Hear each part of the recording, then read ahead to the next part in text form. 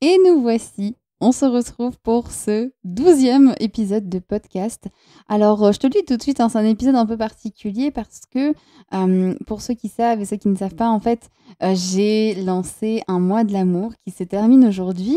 Nous sommes le 28 février, à l'heure où j'enregistre ce podcast. Et j'ai lancé un mois de l'amour qui a eu lieu sur YouTube et sur ma page Facebook où, pendant 28 jours, j'ai noté des petites capsules pour que tu te sentes encore mieux dans ta vie amoureuse. Donc, je suis fière d'arriver au bout de ce mois et puis bah, ça me fait un peu bizarre aussi et j'avais très très envie de te proposer un podcast parce que j'adore faire ça. Je voudrais aussi profiter de ce temps d'introduction avant de rentrer dans le vif du sujet pour te dire que à l'occasion de mes 8 ans de relation amoureuse avec mon partenaire, puisque c'est ça que je célèbre aujourd'hui, en ce 28 février. Ça fait 8 ans que nous sommes ensemble. En tout cas en 2023, hein, peut-être que tu écouteras ce podcast un peu plus tard.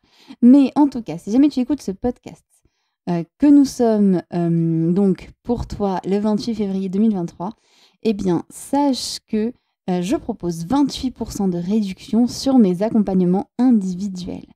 Alors, je vais te laisser certaines notes dans la description, mais en gros, ça te fait quand même énormément de réduction puisque, par exemple, tu vas pouvoir passer d'un accompagnement de 10 séances avec moi qui coûte d'habitude 800 € à un accompagnement à 579 €. Si tu as envie de faire juste 3 séances parce que pour toi, c'est assez, eh bien là, tu vas pouvoir payer beaucoup moins puisque tu seras à 166 €. Pour 5 séances, et après je te laisse tranquille avec les maths, eh bien là, cette fois, ce sera du 260 €. Donc vraiment, n'hésite pas à venir profiter de cette promotion. Je vais aussi te laisser un lien avec un sondage et tu vas pouvoir retrouver donc ce lien et ce sondage pour pouvoir choisir la soirée que tu as envie d'avoir pour ta vie amoureuse. Je te laisse découvrir tout ça dans la description. Alors j'ai conscience que normalement quand on fait un podcast, c'est bien de faire des choses qui durent avec le temps. Donc c'est sûr que si tu entends ce podcast et qu'on est en mai 2023 ou en août 2025, ça n'aura pas de sens ce que je viens de te dire. Mais j'avais vraiment envie de marquer le coup. Et au moins, eh bien, voilà, tu sauras qu'il y a eu cette promotion à ce moment-là. En tout cas, promis, cette fois, on entre dans le vif du sujet. On entre dans ce 12e épisode. Et là, je vais te proposer, du coup, 5 règles d'or pour être une amoureuse épanouie. Alors, ce sont mes 5 règles à moi, hein. Bien sûr, elles ne sont pas universelles. Et je te parle de ce qui marche pour moi. Voilà. Donc, je te propose qu'on y aille sans plus tarder. C'est un épisode qui reste encore un petit peu spécial, hein, du coup, et qui va clôturer ce mois de l'amour avant de reprendre des thématiques vraiment plus précises. Première règle, eh bien, c'est tout simplement, donne-toi l'autorisation de te changer toi au lieu de changer l'autre. Alors, je vais te raconter une histoire, mon histoire. Quand je me suis mis en relation avec mon partenaire, assez rapidement, je me suis rendu compte que voilà, j'avais un certain caractère, que je lui demandais beaucoup de choses, que j'étais finalement assez exigeante. Et clairement, hein, maintenant je peux le dire avec le recul, je respectais absolument pas ses limites. Et il y avait des fois où je m'en rendais compte, parce que des fois il me le faisait gentiment remarquer. Et je me souviens qu'on a eu une conversation où je lui ai dit oui, mais du coup, ce serait bien que tu poses tes limites. Moi, j'aimerais bien que tu me dises non et j'aimerais bien que tu me dises quand je vais trop loin. Et en fait, j'étais un peu en train de lui dire, ce serait bien que tu changes, ce serait bien que tu t'imposes un peu plus, et moi, peut-être que dans ces cas-là, je vais me calmer. Et heureusement, j'ai un partenaire assez têtu et assez intelligent qui m'a dit, mais en fait, tu peux très bien t'en rendre compte toute seule. Alors, dans les faits, c'est difficile. Mais en fait, ce qu'il avait envie de me dire à ce moment-là, c'était de me dire, mais en fait, c'est à toi de changer ton comportement, c'est à toi de faire différemment. Donc, par exemple, au lieu d'imposer une demande, juste maintenant, là, je propose, je pose des questions, je demande tout simplement, je n'impose pas mon besoin, je n'impose pas ce que j'ai envie. Et ce que j'ai envie de te dire avec cette première règle, c'est que souvent, quand tu as des difficultés dans ton couple, c'est possible que tu dises mais j'aimerais tellement qu'elle change, j'aimerais tellement qu'elle comprenne ce dont j'ai besoin. Mais en fait, c'est impossible. Tu n'as aucun contrôle sur ce changement et c'est très dur de l'admettre. C'est extrêmement difficile. Mais c'est quelque chose sur quoi tu n'as aucun, mais alors aucun pouvoir. Par contre, Là où tu as du pouvoir et où tu ne le sais pas forcément, c'est que tu as du pouvoir sur toi, sur ta manière de faire, sur toi, ta façon de voir les choses, de changer.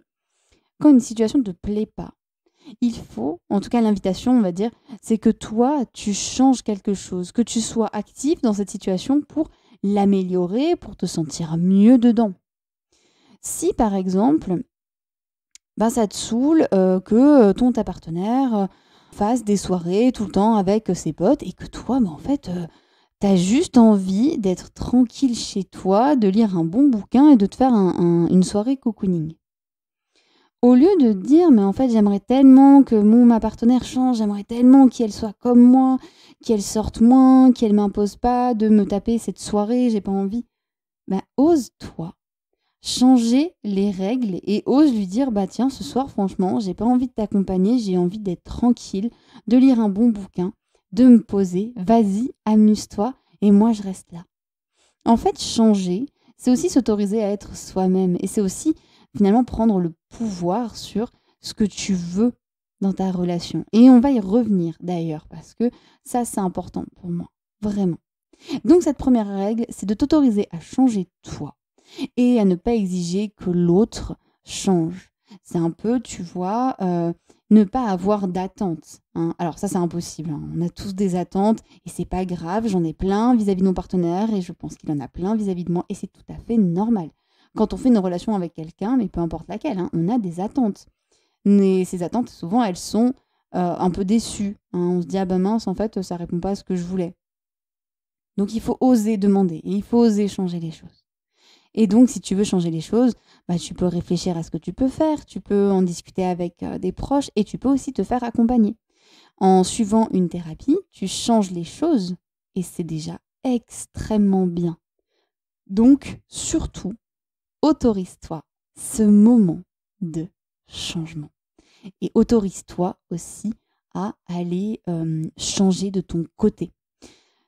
Je m'étale un petit peu sur cette règle parce qu'elle est vraiment importante pour moi et que le changement, ça pourrait faire l'objet de tout un podcast. Mais pourquoi je suis accompagnante et que j'accompagne uniquement les femmes? Souvent, on me demande, mais pourquoi tu n'accompagnes pas les couples et pourquoi tu n'accompagnes que les femmes? Et bien, en fait, c'est tout simplement que je trouve qu'il existe énormément de très bons thérapeutes de couple qui font un travail formidable. Et il n'existe pas tant que ça de personnes qui te proposent un accompagnement, mais individuel, pour ta relation. Donc ça paraît un peu paradoxal, mais en fait c'est tellement important. Moi j'ai jamais autant progressé que quand j'ai suivi une thérapie en relation d'aide, où justement j'étais avec un thérapeute vraiment formidable. J'ai parlé de ma relation, mais c'est moi, j'étais toute seule, et j'ai pu me poser les bonnes questions. Et j'avais pas le jugement même inconscient de l'autre, et j'avais pas non plus vraiment cette sensation en fait ouais, de forcer l'autre aussi. Hein. Des fois, ta partenaire n'a peut-être pas envie de faire une thérapie. Mais c'est pas grave, tu peux très bien, toi, changer. Tu peux amorcer des choses de ton côté et ça fera bouger la relation. Je m'arrête là pour cette première règle qui est très longue. Bonne nouvelle, les autres sont beaucoup plus courtes, mais je pourrais en faire l'objet d'un podcast si tu le souhaites. Donc, autorise-toi à changer toi et à ne pas changer l'autre. La deuxième règle d'or pour être dans un couple épanoui et être une amoureuse épanouie, c'est de te créer des petites routines dans ta vie amoureuse. Alors là, l'idée, c'est quand même de faire participer son partenaire ou sa partenaire. Mais je t'en ai déjà parlé, hein, tu as déjà un épisode, enfin en tout cas une vidéo sur YouTube où je parle de la routine dans le couple, si tu as envie d'aller la voir. Ce que je t'invite à faire, en fait, tout simplement, c'est de créer des petits moments où vous êtes ensemble et des routines rassurantes. Un moment câlin, ça peut être peut-être un jour par semaine où vous discutez ensemble, même si ça fait longtemps que vous êtes ensemble, hein, c'est important d'avoir des moments de discussion. Ça peut être, tous les soirs quand tu rentres, je te fais un gros câlin. Mais bref, un moment qui fait que tu te reconnectes à l'amoureuse que tu es et à la joie, en fait, d'être avec ton ou ta partenaire. Ce moment de connexion qui est à la fois pour vous, mais qui est aussi pour toi et pour te rappeler que tu es dans cette relation d'amoureuse, que tu aimes peut-être encore cette relation. Parce que le jour où tu ne prends plus aucun plaisir à ces routines-là, là, c'est intéressant de se poser des questions. Mais crée vraiment ces petites routines pour pouvoir nourrir ce lien entre vous et pour pouvoir te rappeler que tu es une amoureuse, que tu as une relation et que tu peux en être fière. Et comment faire? Eh bien, règle numéro 3, joue avec ta créativité. Redeviens une enfant, redeviens ou deviens une artiste, mais creuse, cherche tout ce qui te fait envie. Vraiment, fais-toi plaisir. Qu'est-ce que tu as envie de mettre en place dans ton couple? C'est pas grave si pour toi c'est impossible que ça se réalise ou si tu as l'impression que ce sera impossible, mais est-ce qu'il y a des projets là? Est-ce que tu as envie de quelque chose, d'un voyage, d'acheter une maison, d'avoir un chien? Peu importe, de travailler avec ta partenaire sur quelque chose. De quoi tu as envie? Qu'est-ce que tu veux faire avec lui? Et tiens, et si ce week-end, vous vous offriez un week-end totalement improvisé, en partant, peut-être dans une ville en Europe, peut-être dans un hôtel, mais juste pour vous offrir un moment à vous. Fais appel à ta créativité et propose tes idées à ta partenaire. Parce que même si au début, il en aura peut-être pas ou elle en aura peut-être pas, je t'assure que c'est contagieux. Moi, j'avais plein d'idées, et mon partenaire, il commence à en avoir beaucoup, lui aussi. Donc fais-toi plaisir et crée-toi cette routine de créativité. Vraiment, trouve des idées, il y a toujours plein de choses à faire. Et tu sais quoi, ça peut juste être, j'ai envie de jouer aux cartes avec toi. Et franchement, c'est hyper sympa. Moi, j'adore faire des Uno avec mon partenaire, même si je suis très mauvaise joueuse. Mais c'est quand même super chouette. 4e règle, je t'invite à cultiver ta vie en dehors de ta relation amoureuse. Je t'invite en fait à prendre soin de toute la personne que tu es. Parce que oui, tu es une amoureuse, mais tu n'es pas que ça. Tu es peut-être maman, tu es peut-être une amie, tu es peut-être une sœur, une cousine, je ne sais pas, peut-être une tante, tu es peut-être une collègue, une fille aussi. Bref, en fait, je t'invite à prendre soin des autres relations tout autour de toi et pas de prendre uniquement soin de ta relation de couple ou de ta relation amoureuse, peu importe, que ce soit en polyamour, en trouble, etc. Mais prends soin de toutes les relations autour parce que toutes les relations que tu as avec n'importe qui méritent d'être choyées. Prends des moments pour aller voir tes amis, pour aller boire un verre avec tes collègues. Prends un moment pour retrouver ta famille, peut-être passer du temps ensemble ou même un coup de fil. Quand tu es loin d'eux, tu peux aussi prendre ce temps-là. Prends du temps aussi pour la femme professionnelle que tu es. Si tu as des projets professionnels, si tu as envie de te mettre focus sur ça, prends le temps peut-être d'aller te faire des petits moments où tu fais une activité rien que pour toi. Tu sais, un peu ton activité bulle. Ça peut être du dessin, ça peut être lire un roman, ça peut être écrire peut-être. Ça peut être faire du sport. Tu vois, par exemple, te dire, tiens, tous les mercredis, à 18h30, je pars une demi-heure et je vais courir. Mais toute seule, et c'est mon activité, c'est mon moment. Parce que c'est hyper chouette de participer et de faire des activités ensemble dans ta relation, mais c'est hyper important de faire des activités avec toi-même. Parce que l'idée, c'est que tu puisses te sentir aussi bien toute seule qu'avec ton ou ta partenaire, pour ne pas dépendre d'une personne pour être bien dans ta vie. Et c'est pas facile, mais plus tu vas faire ça, et plus ça va être chouette. Donc autorise-toi ces moments d'activité, autorise-toi ces moments où en fait tu privilégies ta personne entière, la personne que tu es, toi en solo. Et ça ne veut pas dire que tu délaisses ta relation de couple ou ta relation amoureuse, ça veut juste dire que tu prends du temps pour d'autres sphères, qu'après tu vas pouvoir les partager à ton ou ta partenaire, et ça va encore plus renforcer le lien. Tu auras des choses à lui raconter, à lui partager, et franchement, crois-moi, tu vas l'inspirer. Et pour finir, je te propose la 5e règle, qui est peut-être pour moi la plus importante des règles. Je l'ai laissée à la fin exprès. C'est une règle que j'ai appris au bout de plusieurs années. Et en fait, je crois que je l'avais dès le départ, mais que j'avais du mal à l'accepter. Et ça y est, maintenant, j'adore cette règle. C'est ouvre-toi. C'est autorise-toi à te poser des questions. Avant, je disais beaucoup, deviens l'amoureuse que tu rêves d'être et pas celle que la société t'impose. Et ça implique de se poser des questions parce que on est dans des mondes, dans des sociétés où tout est bien rodé, hein. On va à l'école, on trouve un boulot, on se met en couple, éventuellement on achète une maison, on a un CDI, on fait 2 enfants, on se marie et à côté de ça, il y a plein de choses. On dort ensemble, on mange ensemble, on part en week-end ensemble. Bon, on n'aime pas notre belle famille, bref. Alors là, j'ai dépeint tous les clichés qu'on voit tous les jours, tous les jours. Et en fait, moi, dès que ma vie amoureuse a commencé, en fait, je me suis pas rendu compte, mais j'ai cassé tous les clichés.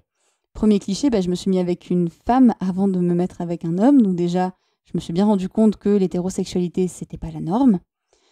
Les autres clichés que j'ai pu mettre en place se sont développés. Ensuite, quand je me suis mis avec mon partenaire actuel, je me suis rendu compte que j'adorais vivre toute seule et que vivre à deux, c'était peut-être pas forcément tout de suite fait pour moi ou fait pour nous. Donc là aussi, tu vois, tu peux être dans un couple hyper épanoui si vous ne vivez pas ensemble. Maintenant, nous vivons ensemble, mais là, tu vois, ça fait 1 semaine qu'on ne dort pas ensemble et j'ai jamais aussi bien dormi, hein. Mais c'est très personnel, c'est parce que vraiment, moi, j'aime bien dormir toute seule. Tu vois, l'idée, en fait, c'est de t'autoriser à te poser les questions et pas te dire tiens, je vais faire comme on m'a appris, mais juste à te dire mais est-ce que je peux pas re-questionner tout ce qu'on m'a appris justement? Est-ce que je suis obligée de dormir avec mon ou ma partenaire tout le temps pour me sentir bien? Est-ce que je suis obligée de lui raconter toute ma journée tous les jours? Et peut-être te poser certaines questions qui sont moins confortables, mais qui peuvent être intéressantes. Est-ce que si mon ou ma partenaire m'annonce qu'il a eu une relation avec quelqu'un d'autre, je fais comme dans tous les films et les séries que j'ai vus, c'est-à-dire que je jette toutes ces affaires, je pars en courant, en pleurant et en hurlant dans la rue, et c'est terminé, on ne se parle plus, on se déteste? Ou est-ce que je pars quelques jours pour me vider la tête et après je retourne le voir et je discute? Est-ce que j'ai envie d'ouvrir mon couple ou pas? Est-ce que j'ai envie qu'il soit vraiment exclusif, d'être uniquement avec mon ou ma partenaire et je n'ai pas envie qu'il y ait des relations extérieures? Est-ce qu'au contraire, j'ai envie de tester des choses? Est-ce que j'ai envie d'une relation polyamoureuse? Et en fait, il n'y a pas de bonne ou de mauvaise solution, ni de bonne ou de mauvaise règle. Parce qu'en fait, si pour toi, être dans un couple hétérosexuel, fermé, où vous dormez ensemble, ça te va très bien et ça va très bien à ta partenaire, eh bien, vas-y. Mais moi, ce que j'aimerais, c'est que tu te poses juste la question de te dire, est-ce que je le fais parce que moi, ça me plaît? Ou est-ce que je le fais parce qu'inconsciemment, j'ai toujours vu ça et du coup, ça me paraît logique? Elle est pas facile, cette règle. Et en même temps, si tu en avais qu'une à retenir, je t'inviterais à retenir celle-là. Je pourrais aller plus loin, parce que je pourrais aller plus loin en te disant que tu peux faire pareil avec la sexualité et déconstruire aussi tout ce qui touche la sexualité. Mais c'est une autre histoire et je vais m'arrêter là pour aujourd'hui, parce qu'on arrive à la fin de ce podcast. Mais en tout cas, voilà. Je te rappelle rapidement les 5 règles et sache que si tu as envie de les approfondir et que si tu as des questions, je suis là. Tu peux m'envoyer un message. Tu auras mon mail aussi dans la description du podcast. Comme d'hab, tous les moyens pour me contacter aussi. Donc je te rappelle les règles, petites astuces pour se sentir une amoureuse épanouie. S'autoriser à changer soi au lieu de changer l'autre. Créer des petites routines pour cultiver ta relation de couple. Jouer avec ta créativité.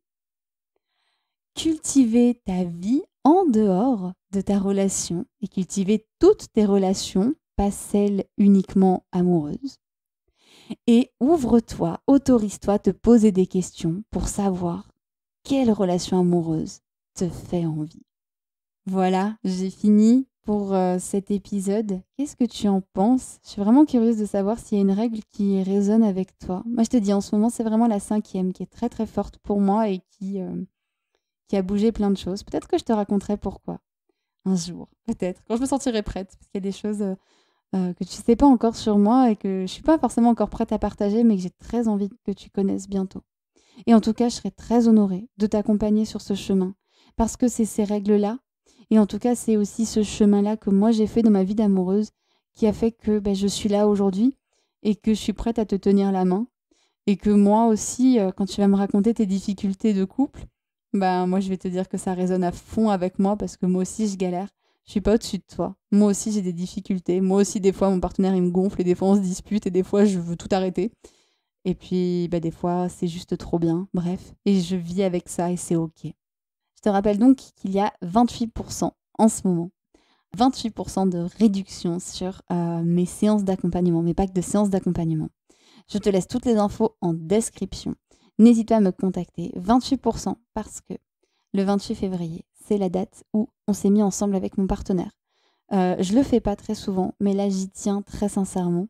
Je tiens à le remercier parce que il est pas très loin de moi. Je le remercie infiniment pour sa présence. Je le remercie pour tout ce qu'il fait pour moi. C'est aussi grâce à lui que j'en suis là, en partie. Donc, je le pose ici dans ce podcast et sans le nommer, sache que je t'aime très fort et que je te remercie infiniment pour tout ce que tu m'apportes.